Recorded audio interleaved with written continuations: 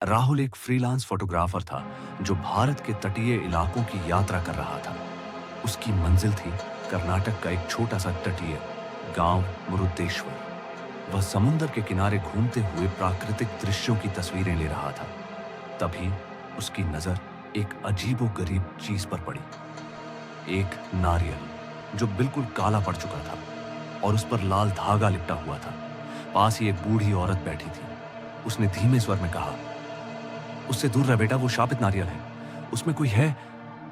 राहुल ने हंसते हुए कहा, आंटी, ये तो एक नारियल है, काला हो गया होगा, मैं इसे अपने साथ ले जाता हूं। बूढ़ी औरत ने बस एक लंबी सांस ली और कह दिया, फिर याद रखना, जब सांस भारी लगे तो कुलदेवता को पुकारना। राहुल अपने होटल लौट आया। रात को उसने वह नारियल अपनी बैग में रख दिया और सोने चला गया। मगर आधी रात को अचानक दरवाजा अपने आप खुला। खिड़की के पर्दे हवा के बिना ही फड़फड़ा रहे थे। राहुल की आंख खुली तो उसने देखा बैग अपने आप जमीन पर गिर गया और वही नारियल लुढ़कता हुआ कमरे के बीचों बीच आ गया। उस पर बूंद बूंद पानी गिरने लगा, लेकिन कमरे में कोई पानी नहीं था। राहुल डर गया। अगली रात वह जहां भी जाता, होटल बदलता, नारियल फिर उसकी बैग में आ जाता। फ्रिज में रखा खाना सड़ जाता, शीशों में किसी और की परछाई दिखती और रातों में उसे किसी औरत की हंसी सुनाई देती।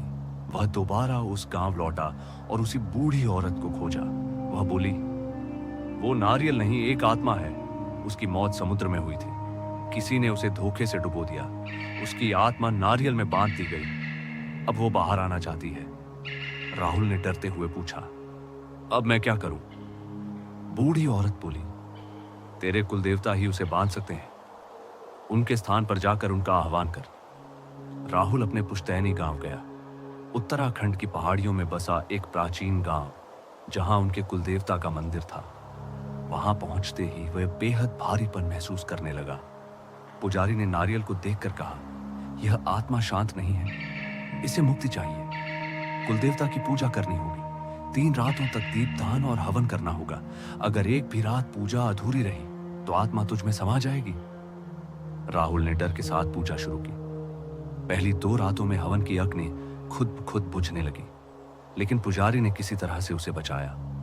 तीसरी रात पूजा के बीच ही जोरदार तूफान आया। मंदिर की घंटियां तेजी से बजने लगी और नारियल फट गया।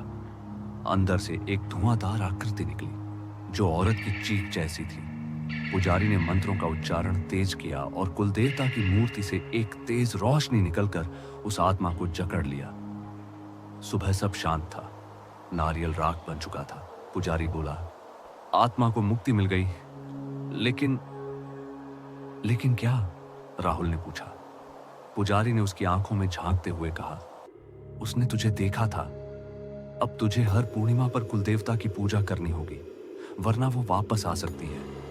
राहुल आज भी हर पूर्णिमा को पूजा करता है, क्योंकि उसे याद है उस रात की चीख और वो ठंडी उंगलियां जो कभी उसके गले तक पहुंच गई थीं।